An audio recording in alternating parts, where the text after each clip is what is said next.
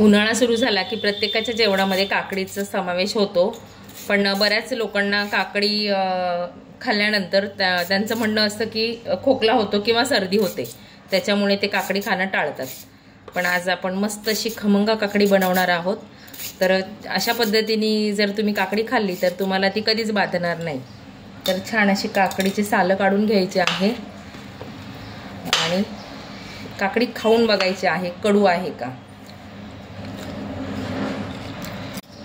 कारण काकडी खाल्ली नाही आणि जर ती कडू निघाली तर सगळी जी खमंग काकडी आहे ती तुम्हाला फेकून द्यायला लागेल. म्हणून काकडी चेक करायची, खाऊन बघायची कडू आहे का आणि छान मस्त असे कापून घ्यायची.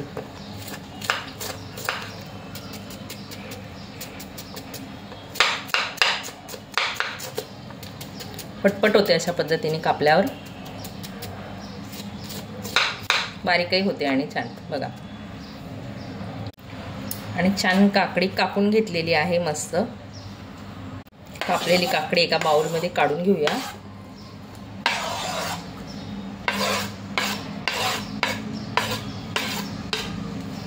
आणि काकडीमध्ये टाकायचं आहे चवीप्रमाणे मीठ,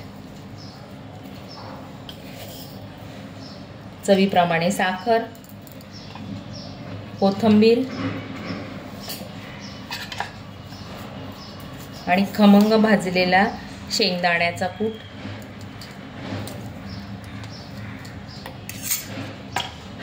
आणि अगदी 2-3 थेंब लिंबाचा रस.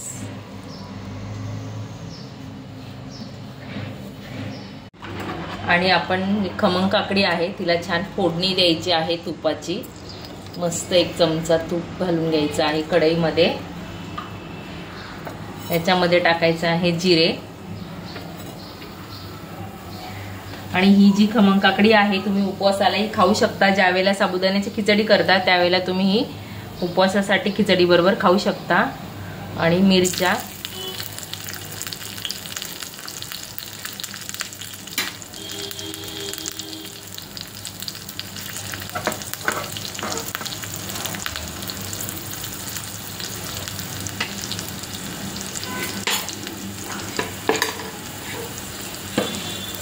फोडणी आहे ती याच्यावरती ओतून घ्यायची आहे आणि छान मिक्स करून घ्यायची आहे.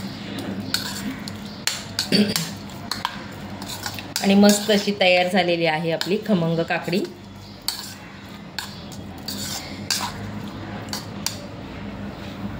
मस्त अशी तयार झालेली आहे खमंग काकडी. काय मग करून बघताय ना.